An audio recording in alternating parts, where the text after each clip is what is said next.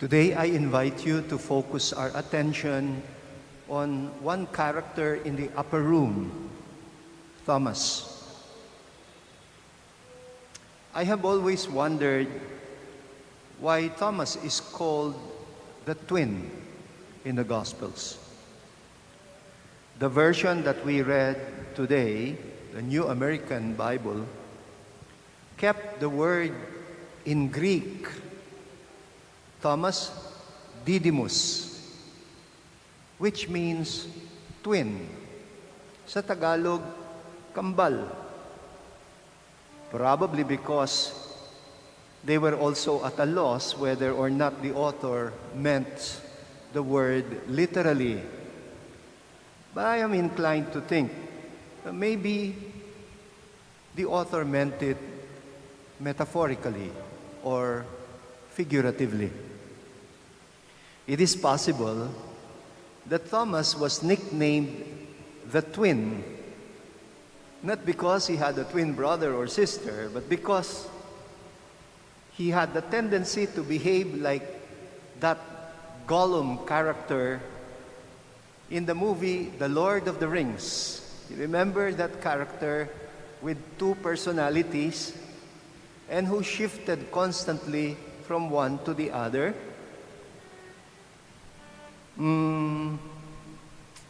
On second thought, maybe that is a little bit too much. He could also have been called the twin, not in the sense of having a split or double personality, but rather in the sense of being indecisive or non-committal about a lot of things. In English, we have the term double-mindedness. It's not a compliment to be called double-minded. Sa Tagalog, ang tawag natin ay pagdadalawang loob. May mga taong mahilig magdalawang loob tungkol sa mga bagay na dapat sana madesisyonan kaagad. Hindi makapagpasya dahil nananatili sa pagdadalawang loob. I checked out the English word doubt, which has been appended to the name of Thomas, the doubting Thomas. I found out that the word doubt is related to the word double. In fact, in the German language, you have the word two as the root word for doubt. Doubt in German is Zweifel.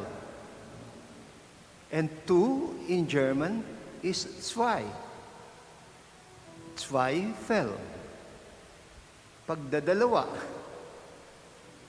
When Thomas sets his condition for believing, he's not actually expressing doubt about Jesus himself, but about his companions. St. John tells us Thomas was not with them. Wala daw siya, hindi nila kasama. He was not with them when Jesus appeared to the disciples in the upper room. But the writer does not explain why he was not there or where he had gone. Basta, ang sabi niya, he was not with them. Not with them could mean he was not in good terms with them. Di ba? Sa Tagalog, hindi tayo bati. Maybe that is the reason why Jesus had to give him that lesson about having his wounds touched. This man is behaving like someone who is wounded and is traumatized by the experience. Noong minsan may napanood ako sa YouTube, a funny video of a team building session in which the facilitator introduced an activity for the team. At ang objective was to build mutual trust daw among the team members. Ang tawag niya doon sa activity, a free fall exercise. A free fall exercise. The facilitator asked one volunteer to step on a stool. He followed naman. He stepped on a stool. Ang sabi, stand up straight, close your eyes. And the facilitator gathered the other participants sa likod, behind the volunteer. And then he said, I want you to entrust yourself to your friends. They are there for you. They will make sure you will not get hurt. They will catch you if you fall. And now, on the count of 3, just allow yourself to go on a free fall. Take away your fears. Ready? 1, 2, 3. And the volunteer falls, not backwards, but forward. Patay. And the video stops there. We do not know what follows, but it leaves you wondering if the poor volunteer did not break his bones when he fell. Sinong sasalo sa kanya nasa likod yung sasalo. Can you blame him? He had not been told specifically to fall backwards instead of forward. Wow, that must have been painfully traumatic. And if you were in his place, I wonder if you would trust your companions ever again. In our gospel, Thomas says, unless I see his wounds, I will not believe. And I think he means, I will not believe you. There are many instances or painful occurrences, such as experiences of betrayal of trust, that are so traumatic, they make you lose trust in everybody else. There are people who have lost trust in humanity because they have been victimized by one human being and never had the chance to process the experience. This reminds me that among the crimes that can be attributed to some political leaders is betrayal of trust.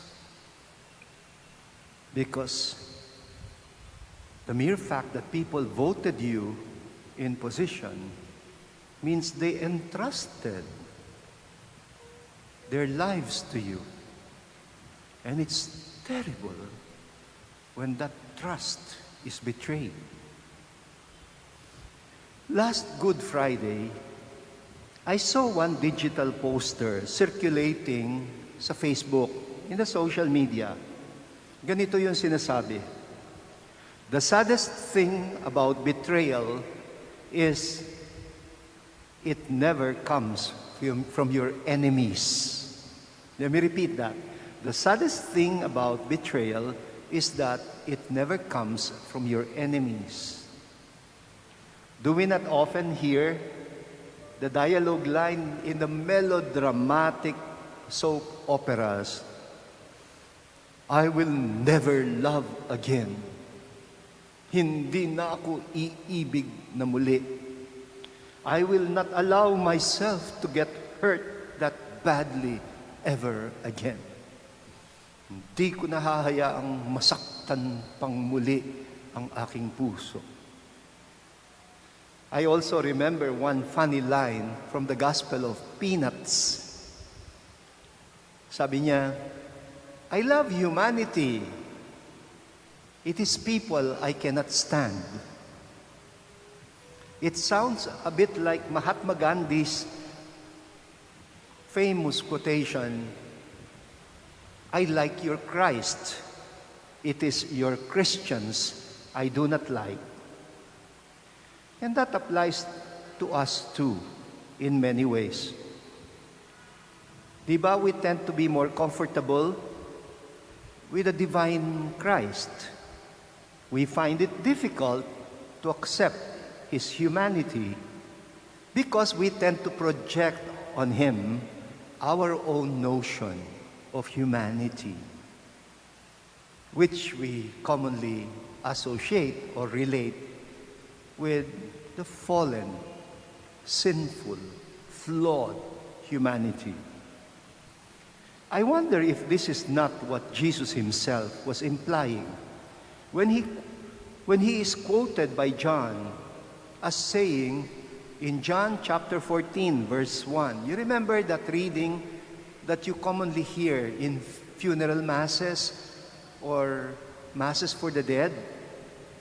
It says, do not let your hearts be troubled. Have faith in God and have faith also in me. The disciples have faith in the God they have encountered in Jesus. But their faith is tested the moment they deal with the humanity of Jesus, that He is bound to suffer and die like them. It is an easy thing to confess Jesus as Lord and Savior when He heals us, when He has power over the evil spirits, or when He preaches with authority. But it is another thing when we see Him also struggling with His humanity, when He grapples with His fears in the Garden of Gethsemane, or when He is rendered helpless on the cross in Calvary. The letter to the Hebrews says this about the different kind of priesthood represented by Christ.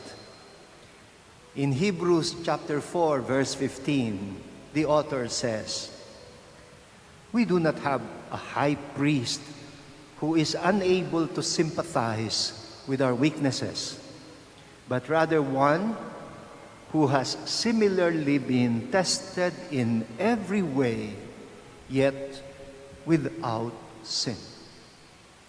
He has similarly been tested in every way, yet without sin. I think that is the best way to sum up the meaning of our devotion to the divine mercy, which was made popular by Saint Faustina, the Polish sister, Saint Faustina Kowalska. Divine Mercy Sunday. Well, this second Sunday of Easter has been permanently called Divine Mercy Sunday. Divine mercy is about the God who does not give up on us, even when we fall into sin or are defeated by our own human weaknesses. Divine mercy has a very empowering message. If God does not give up on us, why should we give up on ourselves? If God does not condemn us, why should we condemn one another? How can we claim to have faith in God and forget about the God who has faith in us? Yes, human beings in this world are definitely capable of a lot of evil. But we are also called and as capable of a lot of good and even more. Satan, has a very clever way of demoralizing us. He makes us dwell on the trauma of being wounded, of being rejected, condemned, or betrayed, so that we are conditioned into believing that everybody else is out to hurt us. Kapag nasaktan ka, akala mo sasaktan ka na lahat ng tao. Pag ninakawan ka, akala mo lahat ng tao magnanakaw. There is that tendency to generalize, to lose faith in humanity. But the reason Jesus cannot be outdone, He teaches us to touch His wounds, because it is by His wounds that we are healed. By His wounds, we are healed. You remember the 3 o'clock prayer habits associated with the divine mercy? It is from His wounded side that the source of life flowed out for souls, and the ocean of mercy opened up for the whole world. That's beautiful. The source of life flowed out for souls, and the ocean of mercy opened up for the whole world. And the prayer ends with a firm declaration of trust. Jesus, I trust in you. To trust in Jesus is not only to trust in God, but also in the new kind of humanity represented by Jesus. We no longer equate humanity with a fallen Adam. In the resurrected Christ, we have a new template for humanity. His suffering and death is not a sign of weakness, but of power. His overflowing mercy is what lifts up our lowly humanity into divinity.